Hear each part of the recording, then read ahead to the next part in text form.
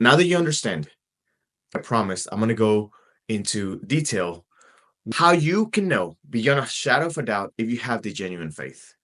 This will tell you if you have the characteristics, you will know. What do I mean by characteristics? Well, imagine you have a piece of gold and you grab it, or you think it's gold, and you take it to a jeweler, and he's going to test it.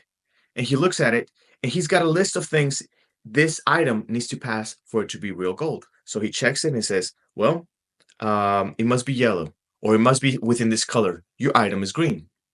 It's not real gold. Or let's say if it's within the colors, well, it must not float in water. Your item floats in water. It's not real gold. It must melt at a certain point.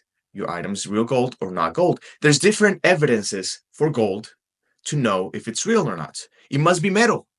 So let's say you take him an item that's not metal. Yes, it's real gold. Somebody told me it's real gold. It doesn't matter what somebody told you. If it's not metal, it's not gold. Well, what about, I'll do another test. Well, let's say it is metal. Well, metal is not, gold is not magnetized, and your item is magnetic. So there you can know it's not real gold. In the same way, these characteristics you can go through in the Bible.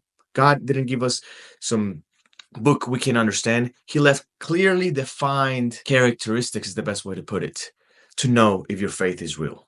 So what happens when you have this genuine faith? The word in Greek is pistis, which means to have complete trust in God. It's not just a mental acknowledgement of the facts, it's complete confidence that births obedience. What do I mean by births obedience? Let me give you an example. Imagine that your son is dying, or somebody you really care and love is dying. And you go to somebody you trust, a doctor, and the doctor prescribes you medicine.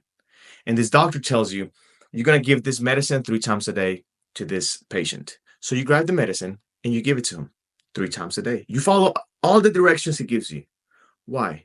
Because you trust that doctor. In the same way, when you trust God, you do what he says because you believe in him. The same way, that's faith.